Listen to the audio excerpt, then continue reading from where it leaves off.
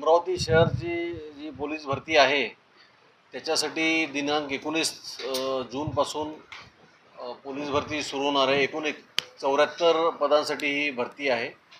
अमरावती शहरमध्ये 4789 अर्ज प्राप्त झालेले आहेत।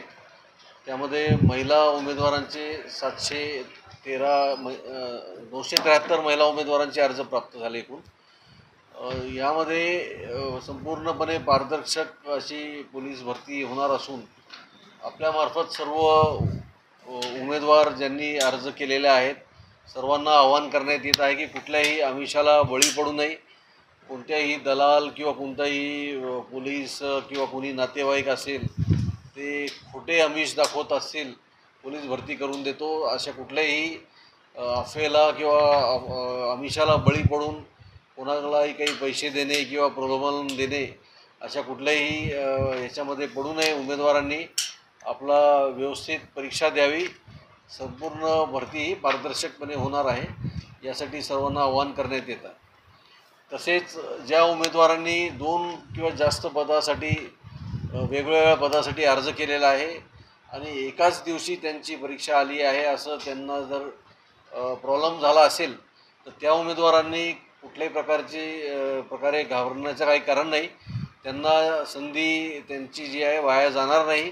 जर आज समजा आमच्याकडे असेल अमरावती शहरात आणि उद्या त्याची दुसऱ्या पदाकरिता जसे की पोलीस ड्रायव्हर असेल किंवा बँड्समन असेल याच्यासाठी दुसऱ्या घटकामध्ये त्याची सेम डेटला असेल तर त्याला ती डेट वाढवून देण्याची मुदत 4 दिवसाची देण्यात येईल असं पोलीस महासंचालक कार्यालयातर्फे सूचना देण्यात आलेल्या आहे। त्यामुळे कोणत्या उमेदवारांनी घाबरण्याचं काही कारण नाही।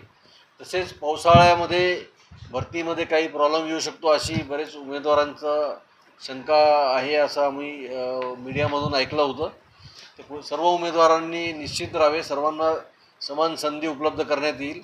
जर पाऊस असेल किंवा त्याच्यामुळे जर ट्रॅक खराब झाला किंवा आणखी काही ग्राउंड खराब झाला असेल तर ते दुरुस्त करूनच त्यांना तशी संधी देण्यात येईल। त्यामुळे कुठल्याही प्रकारे पावसाचा बाधा जर आला तर त्या दिवशीची भरती ती दुसऱ्या दिवशी घेण्यात येईल।